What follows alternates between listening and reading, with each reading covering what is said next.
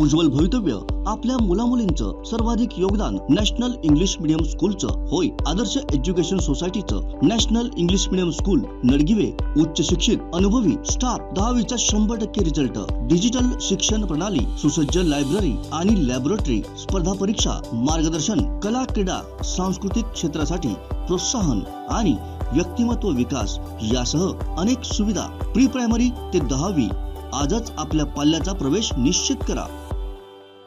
सिंधुदुर्ग कबड्डी फेडरेशनचा मनमानी कारभार चालू आहे। तसेच वशिलेबाजी करत सिंधुदुर्ग कबड्डी फेडरेशन काम करत असल्याचा आरोप सिंधुदुर्ग जिल्हा फेडरेशन खेळाडू संघर्ष समितीने केलाय।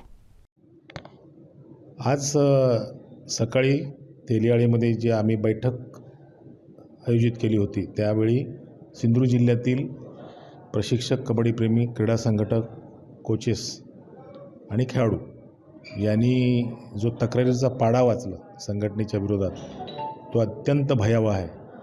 तर भविष्यामध्ये यामुळे काय होईल की खेळाडूंचं नुकसान होईल आणि ते अनेक स्पर्धांपासून, अनेक निवडींपासून, अनेक पुरस्कारांपासून वंचित राहतील।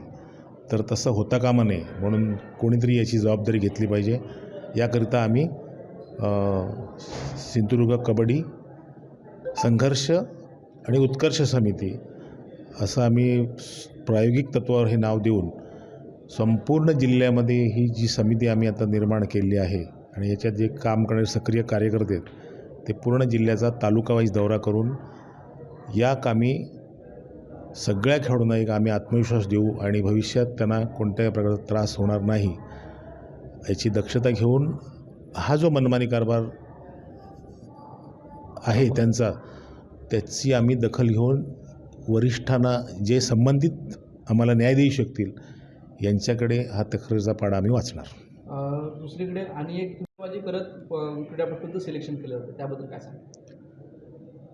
वशिलेबाजीचं असं म्हणता येईल की जो खरा खेळाडू हिरा असतो त्याला डावलून अचानकपणे त्या खेळाडूला बाहेर काढून दुसऱ्याच खेळाडूची वर्णी लागणं हे जो खरा खेळाडू आहे त्याच्या मनाला किती लागत असेल, त्याला त्याच्यावर जो अन्याय होतो तो माझ्यासारख्या खेळाडूला या स्थितीशी आम्ही सगळे आहोत किती वाईट वाटेल याची तुम्ही दखल घ्या आणि असं भविष्यात होऊ नये म्हणून वॉचडॉग आपण जे म्हणतो वॉचडॉग, तर त्या वॉचडॉग पद्धतीने आम्ही साधारणपणे अशा पद्धतीचं काम करू।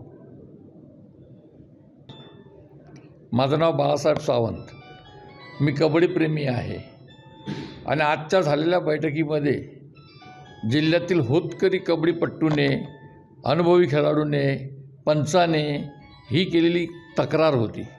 आमची तक्रार नाही, ही खेळाडूंची तक्रार आहे आणि ही तक्रार दूर करण्यासाठी या संघर्ष आणि उत्कर्ष समितीच्या माध्यमातून आम्ही काम करणार आहोत। कबड्डीपट्टू असं सांगत होते की आमचं सिलेक्शन झालं होतं, आम्ही अनेक मॅचेस खेळलो होतो, पण लास्ट मोमेंटला जिथे खेळाची वेळ आली मॅचेस त्यावेळेला त्यांना डावलून कधी न खेळलेल्या खेळाडूला संधी दिली, हा त्या खेळाडूवर झालेला अन्याय आहे आणि भविष्यात असं या जिल्ह्यामध्ये होऊ नये एक कबड्डीपट्टू आणि कबड्डी प्रेमी म्हणून आमची भूमिका राहील। यापुढे असं होणार नाही। जे आत्ताच करमळकरांनी सांगितलं की आम्ही वॉचडॉगच्या भूमिकेत असू आणि हा विषय आम्ही सर्व स्तरावर लावून धरू। हा खेळाडूंचाच आरोप आहे जो त्यांच्यावर अन्याय झाला आहे आणि त्यांना न्याय मिळवून देण्यासाठी ही आमची संघर्ष समिती काम करेल। आमचे दिवसभरातले सर्व अपडेट्स, ताज्या घडामोडी आणि थेट लाईव्ह पाहण्यासाठी सबस्क्राईब करा, लाईक करा कोकणचं नंबर 1 महा चॅनल कोकण 7 लाईव्हचं YouTube चॅनल।